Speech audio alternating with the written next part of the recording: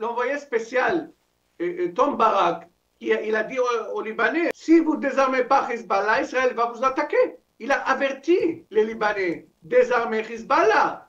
Les Libanais, soit ils ont peur, ils ne veulent pas une guerre civile, soit ils ne peuvent pas. Parce que Hezbollah, c'est encore une grande milice. C'est un problème, pas uniquement Israël, c'est un problème libanais. Nous avons le plaisir d'être en ligne avec le docteur Edi Cohen. Edi, bonjour Boker Tov. Bonjour, bonjour. Merci d'être avec nous ce matin. Je rappelle à nos auditeurs qui ne le savent pas encore, qui ne suivent pas par exemple les chaînes 14 ou i24 News, que vous êtes orientaliste et spécialiste du Liban, un pays que vous connaissez bien, vous y êtes né. Et avec vous, je voudrais qu'on essaye de mieux comprendre ce qui est en train de se passer, parce que on a souvent le sentiment que bon, la priorité est mise toujours à Gaza, mais il se passe des développements importants au Liban. On voit que l'armée israélienne bombarde régulièrement des positions du Hezbollah. Est-ce que vous estimez, comme apparemment une partie importante des observateurs, qu'on se dirige irrémédiablement vers un nouveau round, une nouvelle confrontation entre Tsahal et le Hezbollah qui se serait considérablement renforcé ces derniers mois? Tout d'abord, c'est vrai ce que vous avez dit. Hezbollah, Israël frappe le Hezbollah quasi quotidiennement. Il y a 2 jours, il y avait un mort. Il y a quelques jours, 4 morts de Hezbollah, les terroristes de Hezbollah. Donc régulièrement, quasi quotidiennement, Israël frappe le Hezbollah. Donc il y a des pressions. Le Hezbollah, il fait partie de la communauté chiite. Ils sont à peu près 2 millions de Libanais. Ces gens-là, ils ont marre. Chaque jour, ils enterrent leur fils. Viens, on va prendre et on va voir de la Hezbollah perspective. Les chiites, les gens, ils demandent, ils exigent Hezbollah, ils demandent à Hezbollah de tirer vers Israël, d'éclater une guerre, eux-mêmes, les chiites, parce qu'ils ont marre. Ça, premièrement. Donc, il y a de la pression sur le Naïm Qassem, le secrétaire général de Hezbollah. Donc, une partie de Hezbollah veut la guerre pour arrêter ce qu'Israël fait quotidiennement au Liban. Ça, il faut qu'on le sache. Deuxièmement, il y a de la pression. Les Saoudiens, et les Émirats, tout le Golfe, fait pression à Michel Aoun, sur Joseph Aoun. Joseph Aoun. Général Aoun, il leur dit, écoutez, il faut désarmer le Hezbollah. Quand vous désarmez le Hezbollah, on va déposer des milliards de dollars dans la banque libanaise. On va venir 1 million de touristes. On vous donne tout. Oui, mais alors, mais justement, ça, c'est pas très facilement compréhensible. Qu'est-ce que ça veut dire que les Saoudiens disent il faut vous désarmer le Hezbollah? Si on ne donne pas à l'armée libanaise les moyens de désarmer le Hezbollah, elle ne va pas les désarmer. Or, l'armée libanaise, on le sait, elle est composée justement en grande partie de chiites. Elle est composée de soldats qui, je le lisais il y a quelques jours, sont payés $275 par mois, alors que les terroristes de Hezbollah sont payés $2000 par mois. Comment, si on ne donne pas les moyens à l'armée libanaise de désarmer le Hezbollah, il ne sera jamais désarmé. Écoutez, il y a un plan pour Hezbollah soit dissoudre Hezbollah. Oui. Le Hezbollah, il devient, les terroristes de Hezbollah, ils s'engagent à l'armée libanaise. Et Qatar et des autres pays du Golfe aident l'armée libanaise à améliorer les salaires. Ça, c'est un plan, mais il faut tout d'abord Hezbollah renonce aux armes. Parce que qu'est-ce qu'ils disent Naïm Qassem? Non, on ne veut pas. Toutes ces armes, c'est pour nous protéger. Ils commençaient avec des prétextes. Israël doit sortir du Liban, premièrement. C'est les prétextes de Hezbollah. Deuxièmement, ok, on va s'en débarrasser des armes lourdes, mais il faut que nous défendre. Justement, le Hezbollah, ils disent qu'il faut défendre la communauté chiite. Ils sont à peu près 2 millions. Beaucoup d'eux, ils sont familles de Hezbollah. Hezbollah, il faut qu'on sache. Hezbollah, c'est une chaîne de supermarchés.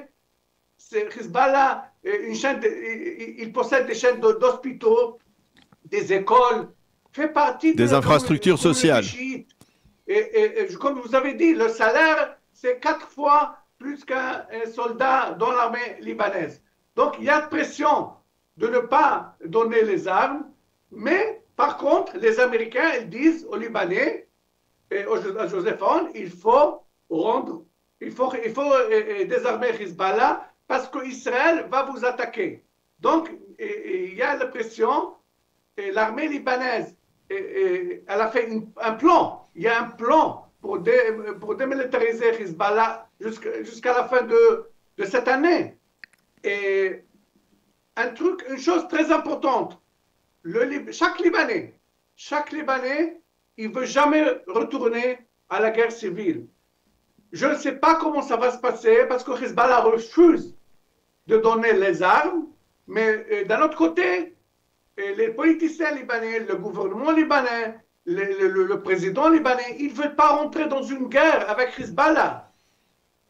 C'est très confusant, ils ne savent pas quoi faire. On est dans un obstacle, on a un obstacle. Alors on est effectivement on est face à un problème, on ne sait pas comment le résoudre, eux, les Libanais, je veux dire. Alors effectivement, il y a une véritable confusion. Maintenant, je voudrais qu'on comprenne d'où viennent les armes que le Hezbollah est en train de récupérer. Est-ce que ce sont toujours des armes qui viennent de l'Iran? Et si elles viennent de l'Iran, est-ce qu'elles viennent toujours, comme cela a été on va dire la filière, par la Syrie? Quel est le rôle de la Turquie dans cette affaire-là? Est-ce que vous pouvez nous aider à mieux clarifier cette histoire? Tout d'abord, il y a beaucoup d'armes au Liban, à Beyrouth. Tout Beyrouth, plein d'armes. Ça, premièrement. Pour 50 ans, pour 100 années, il y aura toujours des armes au Liban. Ils peuvent acheter aussi. Ils peuvent voler de l'armée libanaise. Voler, acheter. Et on a vu les derniers jours, on a vu que par l'intermédiaire de la Syrie, des gens, des Syriens, peut-être des citoyens, ils ont fait parvenir au Liban d'armes. Et évidemment, les Iraniens. On a vu il y a quelques années que les Iraniens, ils ont mis des armes dans les avions civils. Écoutez, oui. Il y a plein de moyens. Mais ça continue. Fermer ou empêcher Hezbollah d'obtenir d'armes. Il peut l'obtenir par la mer, il peut l'obtenir par l'avion, par la Syrie. C'est pas un problème. C'est pas un problème. Écoutez, c'est pas un problème. Mais c'est-à-dire, c'est toujours l'Iran qui achemine ses armes? Ou l'Iran, ou par les moyens iraniens. Parce que l'Iran toujours défend Hezbollah et lutte contre lui. Tout l'argent vient de l'Iran. Alors, je voudrais pour nos auditeurs, parce que ça c'est effectivement préoccupant, est-ce que vous nous expliquiez que nous expliquiez la situation sur les cartes. Est-ce qu'on est d'accord sur le fait que le Hezbollah est toujours au nord du fleuve Litanie? Il n'y a pas on va dire, d'unité du Hezbollah au sud? Non, ils sont toujours au sud de Hezbollah. Bon, je vais vous dire pourquoi. Parce qu'ils y habitent là-bas. Ah oui. Ils y habitent là-bas. Mais ça veut dire qu'il y a des armes qui sont sur place, il y a toujours... Évidemment qu'il y a des armes. Moi, j'ai jamais vu un seul Hezbollah, un seul, au sud de Litanie, qui a dit, OK, c'est mon Kalachnikov, c'est mon RPG, prenez... On n'a pas vu ça. On n'a rien vu. Aussi au Hamas, à Gaza, aussi, on n'a pas vu ça. Oui. Donc, non, il n'a pas rendu les armes, ni Hezbollah, ni Hamas. Alors, comment, c'est-à-dire, est-ce que Israël, alors on va poser la question comme ça, c'est-à-dire, est-ce que Israël, de manière irrémédiable, va être obligé de relancer une offensive contre le Hezbollah, ou alors il va patienter, il va attendre, il va continuer à bombarder par l'armée de l'air israélienne? Écoutez, c'est l'envoyé spécial, Tom Barak, il a dit aux Libanais, c'est enregistré, c'est pas secret. si vous ne désarmez pas Hezbollah, Israël va vous attaquer. Ce n'est pas moi, ni vous. C'est l'envoyé spécial Tom Barak. Il a averti les Libanais, désarmer Hezbollah. Les Libanais, soit ils ont peur, ils ne veulent pas une guerre civile, soit ils ne peuvent pas. Parce que Hezbollah, c'est encore c'est une grande milice. Il y a des milliers, des dizaines de milliers de peut-être pas combattants, mais des adhérés, des soldats. Des sympathisants, oui. Oui, c'est un problème pas uniquement Israël, c'est un problème libanais, internal. Les Libanais, sauf la communauté chiite, ils ne veulent pas Hezbollah. Les Druzes, ils ne veulent pas. Les sunnites, évidemment, ils ne veulent pas Hezbollah. Les chrétiens, ils ne veulent pas. Si vous voulez, 70% ou 65%, ils ne veulent pas Hezbollah. Le gouvernement libanais ne veut pas, le président ne veut pas, les Américains ne veulent pas, sauf l'Iran, sauf l'Iran. Non, ça veut dire qu'on est dans un paradoxe, vous êtes d'accord avec moi, Eddy. D'un côté, tout ce monde-là ne veut pas entendre parler du Hezbollah, et d'un autre côté, personne ne fait véritablement rien pour empêcher qu'il se réarme. C'est soit la guerre civile, soit rester comme ça. Soit la guerre avec Israël. La guerre avec Israël, évidemment, en fait, il y a la guerre. Chaque jour, comme vous avez dit, on frappe. Chaque jour. Ce n'est pas une guerre ouverte, mais quasiment chaque jour, Israël frappe le Hezbollah au sud Liban. La question, est-ce qu'Israël, un jour, va frapper Beyrouth, ou le Bekaa, le nord, des endroits, pas uniquement le sud. Moi, je pense qu'on va arriver à ça. Moi, je pense qu'on va arriver. Ça veut dire qu'il y a des gens, il y a des informations. Ils ont un plan, mais ils n'ont pas mis ce plan. Ils ont un plan, mais est-ce qu'ils veulent réagir? C'est ça la question.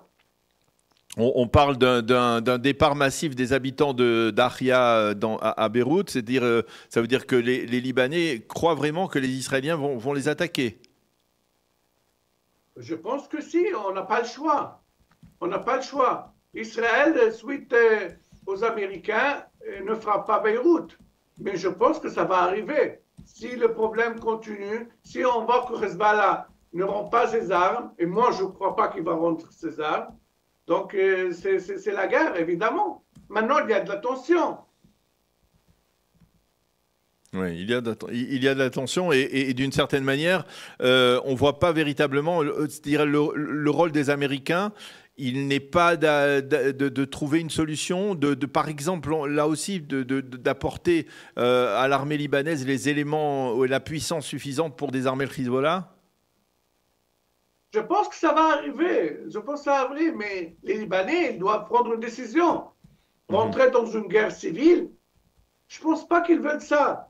Même s'ils détestent le Hezbollah, je ne pense pas qu'ils veulent que le Liban retourne à la guerre civile. On sait très bien c'est quoi une guerre civile. Le Liban a 16 ans. Il a vécu une guerre civile sanglante.